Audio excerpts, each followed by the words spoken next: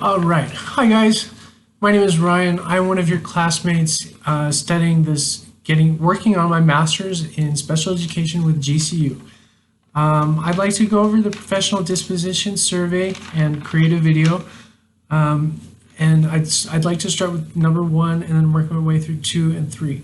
Lucky enough for me, I work as an EA in an EBD classroom, and I was able to interview my coworker on his experiences and what his expectations are from his perspective on the profession of being a special educator. So if we start his idea of his role in supporting learning, when asked, he said it depends on the demographic of the classroom. There should be an authoritarian approach because trust gives you buy-in to the teacher versus kids buying into the content. Now, I've been an EA. I'm going on, this will be my 4th year. And this is now my 4th different area of special education I'm working in. I have worked IGS 2, I have worked a one-on-one, I have worked with the ASD demographics, and now I'm working with the behavioral, emotionally and behavioral disturbed students. And they're all very different. So I agree with my coworker when he says it depends on the demographic. Special education is a very broad spectrum, and it should be kept in mind when teaching. When asked about his role in improving, he said it is important to be reflective and practice active reflection, accepting time before mastery.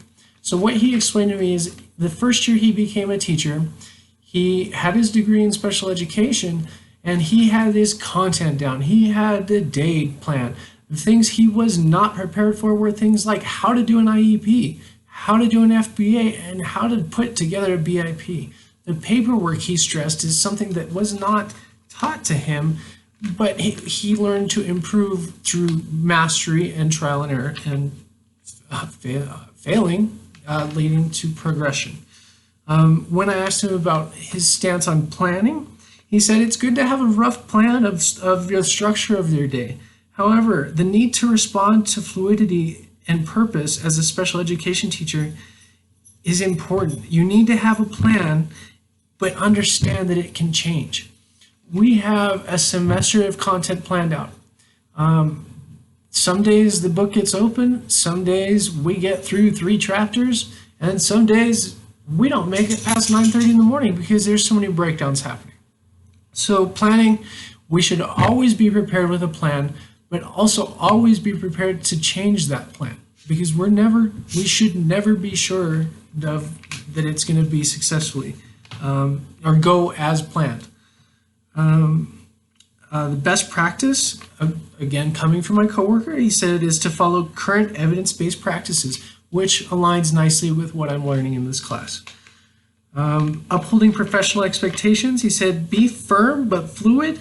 Don't get complacent. Complacency can lead to burnout.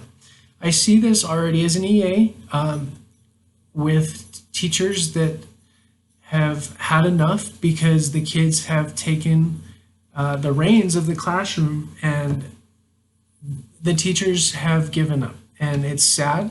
It happens a lot. And I think it's important to keep your expectations constantly changing so you don't get bored. You don't want to burn out of this job. It's a great job. It's a great profession. Yes, it's exhausting, but in the end of the day, it should be worth it. Ethics, he said, don't change, know your responsibilities, and be consistent. Knowledge and collaboration with accountability and accountability with the general education is crucial. We have students who come into our classroom and have stuff happening at home. Now, they have only one class that they go outside of our self-contained classroom a day. It's important for us as special education teachers to inform their other teachers or other faculty in the building that they do have a disability and that there are disabilities present in the student, so that there's a better understanding between the student and the teacher who they may not be familiar with. And finally, he said, help others understand our students' disabilities. Something he did this year is he created something called an IEP at a glance. And that's something where it's not the entire IEP, because it does follow HIPAA rules, and there's HIPAA laws that keep the students' information safe and secure. However, it is nice to have a small sheet of something that can help a substitute or another general ed teacher, or even an administrator who's deciding consequences for our students. The more people that are informed, the more people that collaborate, the more people that communicate, the better off we are as teachers as a whole. So we move on to number 2. It says, what dispositions do I currently possess? And if I look at our disposition self-assessment, I strongly agree that educators should believe that all students can learn and should set and support realistic expectations for student success. For number 2, educators should be sensitive to individual learning and social needs of students and embrace cultural diversity of the community. Again, another strongly agree, working in EBD classroom, the social needs of each one of our students can depend not only on the student, but on the day, on the fly, on the hour, on the minute, can change like that. And it's good to know that I'm learning to adapt to these situations, because in the profession, I think it's going to be very, very helpful. To skip ahead, because I'm looking at the time, some of the ones I do need to work on are promoting and supporting curiosity and engaging active inquiry. As an educator, I do my best to promote and support curiosity, while at the same time keeping the focus of their curiosity something that's appropriate and something that we can research maybe as a class. Another one that I could work on is educators demonstrate professional friendliness, warmth, and genuine caring in their relationships with others while providing intellectual and emotional spiritual support. Again, because I'm in an EBD classroom, a lot of these students come from homes where they don't receive things like hugs. They don't receive things like breakfast. They may miss dinner. Mom and dad may fight all night long and they lose sleep. It is my job to, yes, demonstrate professional friendliness, warmth, and genuine caring. At the same time, I do have students coming up to me offering me hugs.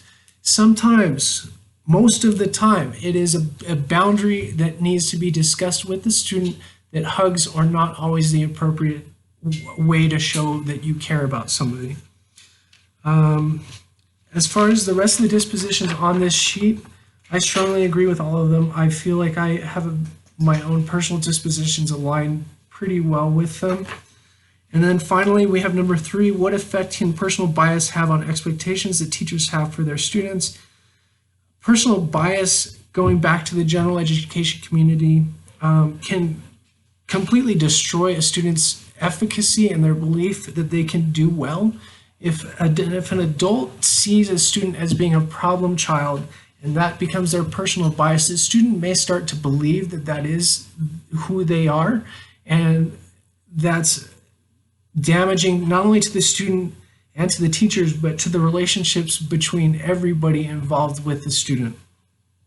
Finally, number 3, the last question, how can this affect relationships with students and families?